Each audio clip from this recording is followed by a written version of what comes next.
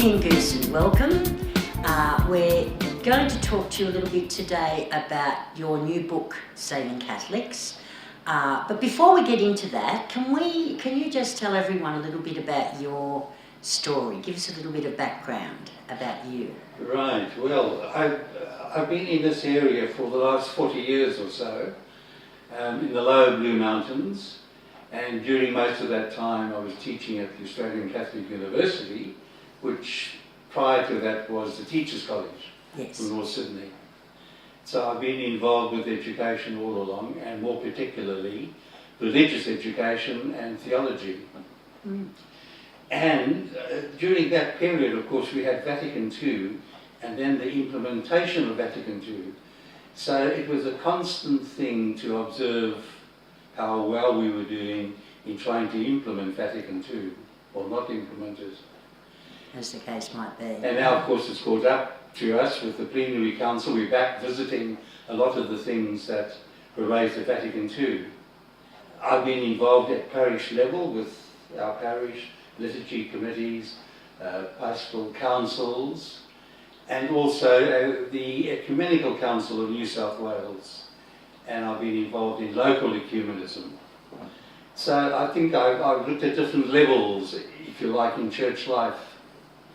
And I'm very much concerned with the lack of implementation of Vatican II, the challenges that are presented today, the crisis today with the sexual abuse. I mean, that has really brought to us to a second Reformation. It is profound. And it's only beginning to bite. Do you think this has been exacerbated in the last few weeks with what happened in America with Cardinal McCarrick and the Pennsylvania grand jury report? It has, and in other countries too. France, for example, the Cardinal of Lyon. But Italy too, I don't think, has really begun to process the whole thing either. So I think the next 10 or 20 years is going to be fairly critical in terms of coming to terms with sexual abuse and how we manage it. So it's exciting times. During that time we've seen the churches emptied. My personal church now is down to less than 50% of what it was 5 or 10 years ago. So those sort of issues raise the question of what sort of church are we going to have in the future? If people are not in church now, and we're getting older and greyer, what's the next generation of church going to look like? And where are they going to come from? And so all of this is the sorts of questions you're asking in this book. So was that the impetus for writing this book? What was the impetus for writing this? The more particular impetus was we were talking about the coming plenary council, and I looked around me and I couldn't see any book or material that would encourage people to sit down and talk about their experience of church. So I thought, why not? I'll have a go. I've got some ideas and I'll put them down. And I'm hopeful that people will use the book not only for the plenary council, but in years to come, if they want to talk about reform, it might be a useful aid. Yes. So that was the impetus, and then got in touch with the publisher, and away it went. Morning Star picked up and ran with it. Okay, well let's talk a little bit about the book. One of the things that I like, when people are talking about the reform, they usually hone straight in on everything that's wrong, whereas you've taken a different approach to that. Can you talk to that a little bit? Yeah, I certainly gave it some thought. You want to avoid taking up always a negative position, always criticising, and you need to look at the positive side of things. So I thought, in writing a book such as this, what about beginning with the good things about church? We've heard so much negativity, and in the light of the sexual abuse you can understand that. But are there good things about church? And let's identify them, let's talk about them, and let's appreciate them. And keep them going. Yeah. And what are they? What have you found out? Well, liturgy obviously is one. Experience of the sacred, experience of good liturgy, experience of belongingness. And I think a lot of people miss out on that today. If you belong to a good community, they sustain you, they help you. And church fundamentally, it does that for us on a purely human level. So I think they should be appreciated. And might I also say here that I think one of our problems is the consumerism of Christians, of churchgoers.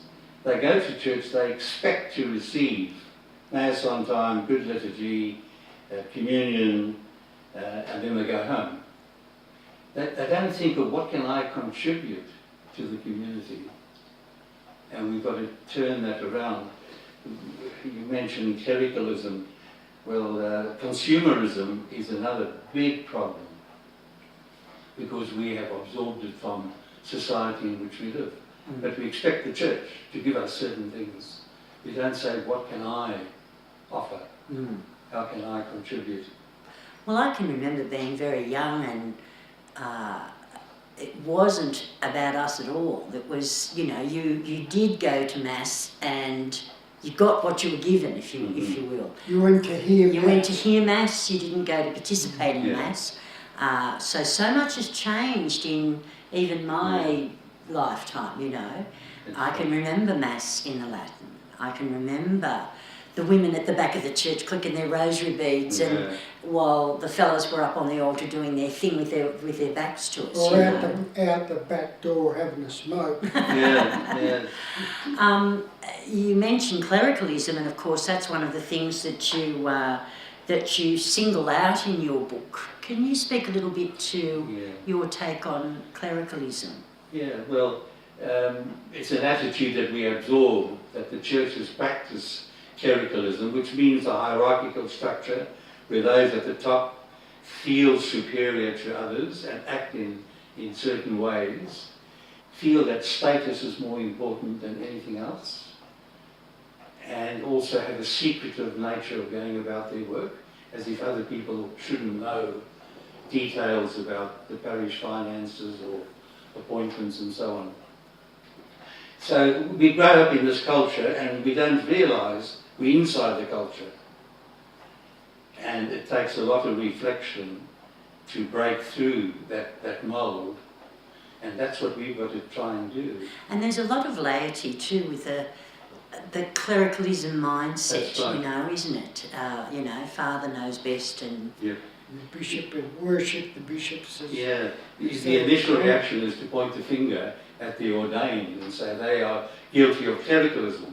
But in fact, clericalism only continues because lay people endorse it by their actions, by what they say and do.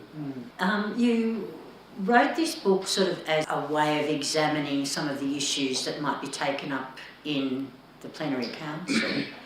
How do you hope that the book will be used by people? Well, I hope that individuals or groups of people will sit down and use the book as sort of a framework for discussing different topics. The book doesn't try to take up a position or resolve issues, but merely expose them and get people talking about them. I mean, one of the things that's unique, I think, about this book is that it's not just a talking head telling you about things. There are conversation starters, there are questions, targeted questions throughout. So it's something that a small group, for instance, would be able to utilise very well, isn't it? The way each chapter is sort of designed. Can you give us a little bit of an idea of what each chapter sort of does, if you will? Right, well, as we mentioned already, the first chapter talks about the good things about the church. And we mentioned those, belongingness and good experiences of spiritual matters. Chapter 2 talks about the negative things, and that's basically the culture in which we grew up and of which we have now got to learn to be critical of if we're going to make any progress.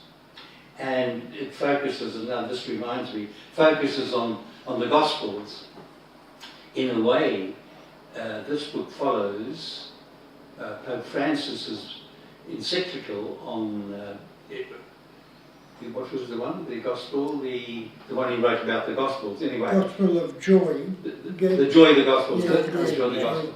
And in that he sets out a framework of reform. And I have been absolutely amazed that parishes don't seem to have reflected on that. They don't seem to have advertised that. They don't seem to have realised what a big call it was for reform.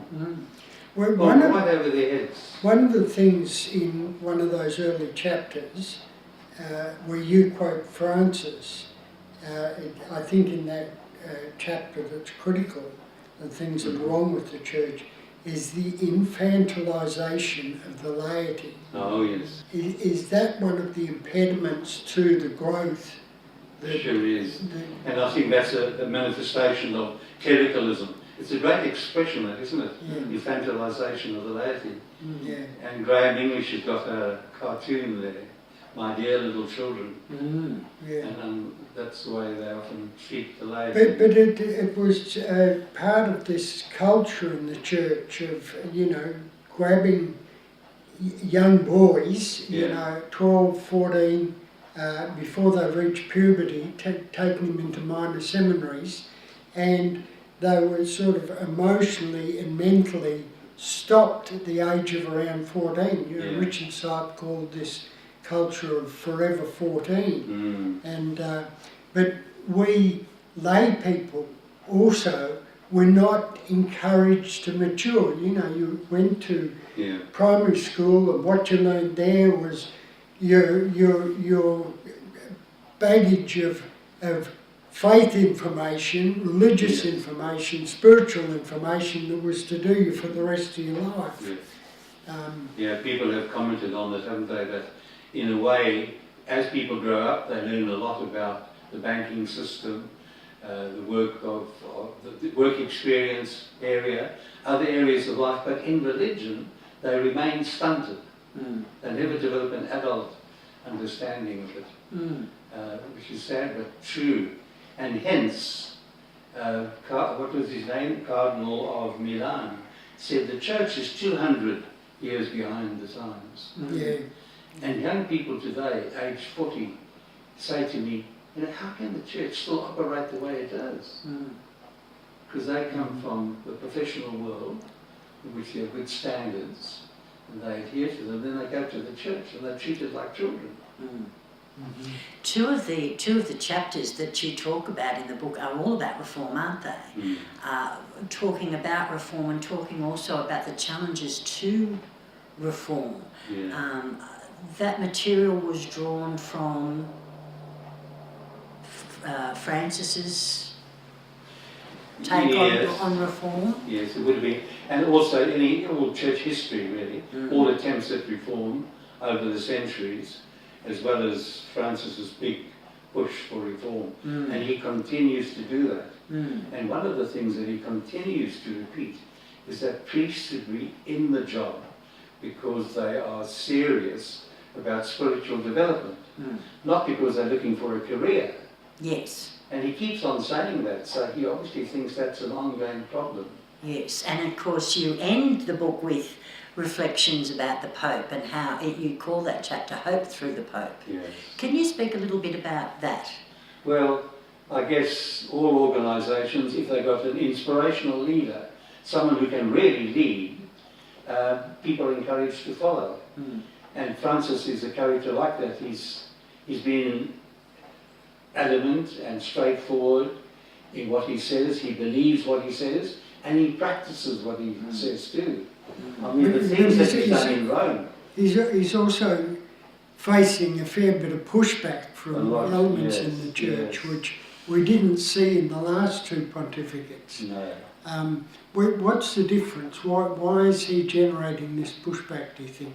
Because it's biting. I think his reforms are serious, whereas the other reforms have been fairly slight. And also, I mean, a profound difference is that his experience was from Buenos Aires, a city working with people in parishes. Mm. It wasn't sitting in an office in Rome. That's not his background.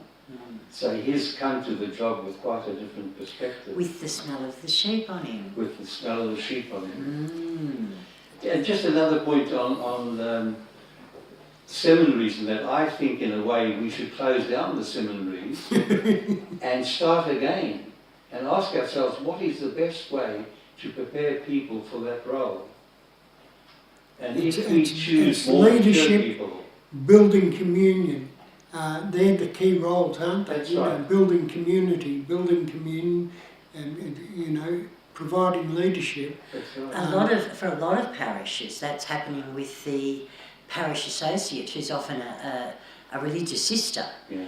and they do some amazing work Yeah. in community building and keeping their communities vibrant and working and alive. That's right. But it's very lay top heavy Right. rather than Yeah.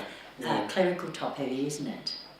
And they have no aspirations career-wise. No. They're doing it because they're really convinced of the value of the job. Yeah. Just to quote a line from your book on page 39, we need a paradigm shift in Catholicism away from fear and towards love. Mm-hmm. Can you give us a view as to how that is expressed? You know, how do you build a paradigm of love to replace this fear that we were Yeah, brought up with our generation? And I suppose it goes back to basing one's spirituality on the Gospels and focusing on the love of God as seen through Jesus, rather than on negative things, rather than focusing on evil and sin and the devil, as some people do, educating young children, which is dreadful to give them that sort of introduction to Christianity.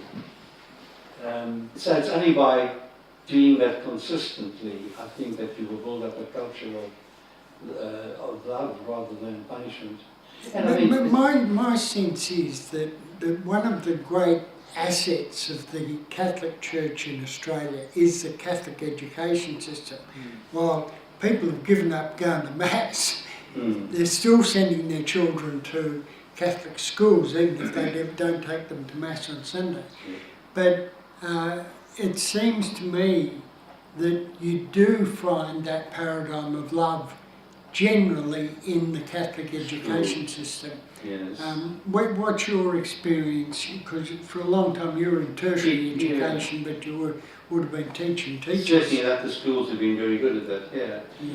And the ones that teach religion in those schools that are properly trained will teach a religion of love.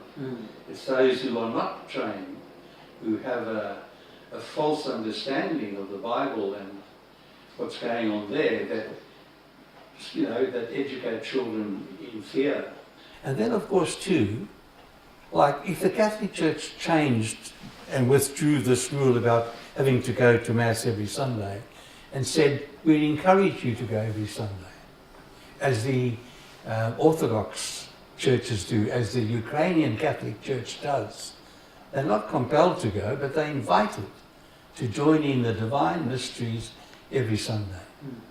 Wouldn't that be much better? People would be encouraged to go because they want to do it, not because you might go to hell if you don't. In your book you quote what are called the 7 precepts of the Catholic Church. Oh, yes. I'd forgotten clean all about them until I was looking through the book again for this interview. Now, one of the things, I'll just briefly recite them: to attend Mass on Sundays and holy days of obligation, and resting from servile works, to observe the days of abstinence and fasting, to confess our sins to a priest at least once a year, to receive our Lord Jesus Christ in the Holy Eucharist once a year during Easter season, to contribute to the support of the Church, to obey the laws of the Church concerning matrimony, to participate in the Church's mission of the evangelisation of souls. You've got some discussion in the book that there's, I've read out 7, but there are 5 in the Catechism. One of the things that it seems to me that's a big problem for the church today is that a lot of people I come across simply don't believe a lot of the things that some consider as fundamental laws. You know, for example, they don't fear that they're going to go to hell because they've missed Mass on Sundays. You know, the participation rate in confession is even less than in going to Mass and receiving the Eucharist. You know, people are no longer even bothering to have a Catholic funeral. You know, they get a funeral parlour to do the ceremony. Or a Catholic marriage. Yeah.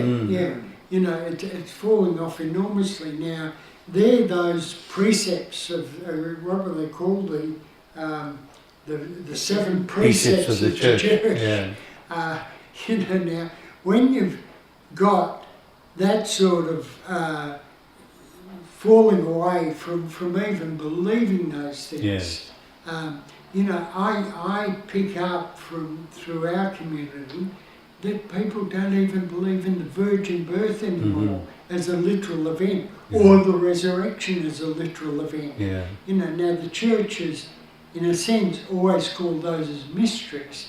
But some people have tried to literalise them as, you know, literally Jesus was resuscitated, he wasn't resurrected. What's your view, and how can that be challenged through plenary council or the process that's going on in the church now of this falling away from the fundamental teachings? Well, it's a difficult one, but let me start by saying that I'm part of a small group of people down at Emu Plains who meets and discusses some book of interest on spiritual matters. And through that, we are challenging each other and developing our own thinking. For example, God. This is Richard Raw's book. But God, so a better word for God is flow. The flow of energy. God's not a person. Person is what we are. So God is flow. So we begin to think more deeply about our religion. And I guess we're moving in the direction of mysticism. Because in the olden days, things were so simply explained. We all knew what God was. We all knew all the answers. Now we're beginning to explore the depth of the transcendent.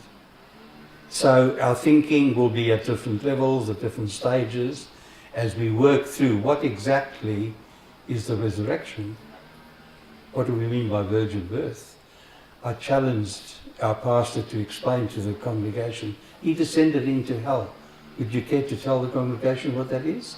Because they say that every Sunday, and I'm sure no one knows. No. So it's a progression, a deepening of your understanding of the mysteries. Do you think the future might be in small groups, and in a sense going back to the original foundation of house churches? I hope so. I think that is our... Well, South America have had that experience and it's worked there, small groups. The parishes are too big in many cases, and you've got to form smaller groups to get any nourishment. I think people are beginning to realise they have been getting no spiritual nourishment from the larger parish for whatever reasons. So let's have our own small Bible study group, our own prayer group, Our Lenten group. Yeah. One of the things I'm finding in my experience in communications and setting up discussion forums on the internet in cyberspace is that one of the big problems is time. We're all imprisoned by time, you know.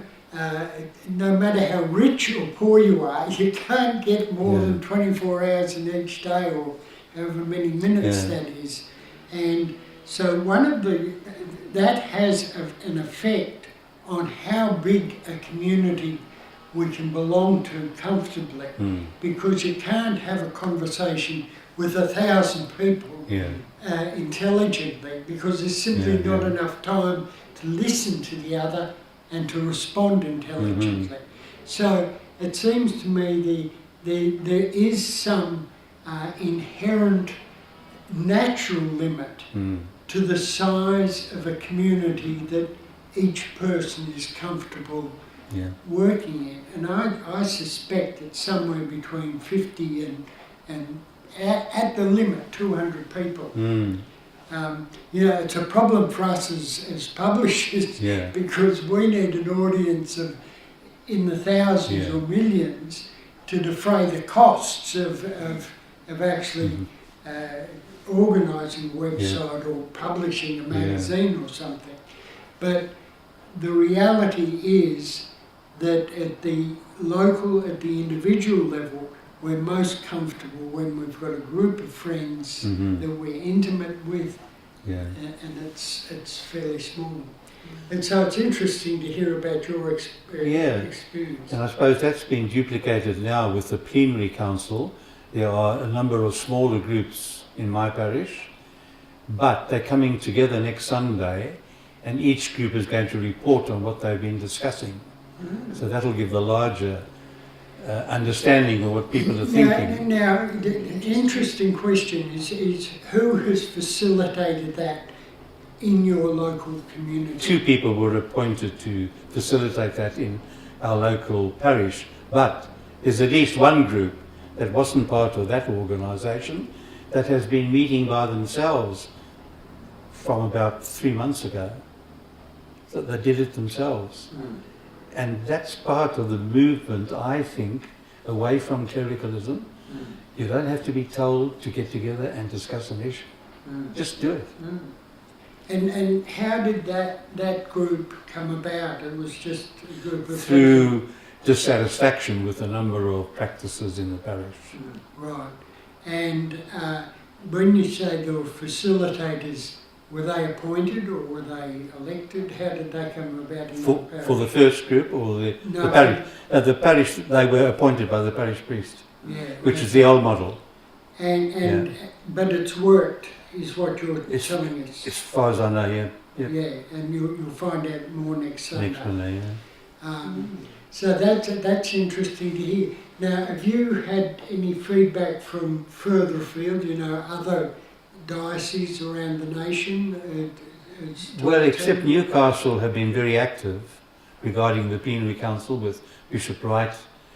I've been in touch with them in terms of looking to launch the book there. Brisbane and Perth, well, the Archbishop there is aware of it too, of the book, and the plenary council is moving on there, but I haven't got specific feedback from other places. Perhaps we will over the next few months. Well, look, I hope that Saving Catholics does wonderful things. I hope everyone gets a copy and uses it particularly in their discernment process, particularly leading up to this plenary council, but also, as you say, beyond that. I think it's a good primer, and it's a good workbook for people to be able to not just discuss these issues, but look at how they can make concrete changes and the questions that can be asked. So congratulations on a wonderful book. Thank you. And we look forward to seeing it on every coffee table. Thank you very much. Thank you for your kind words. Thank you.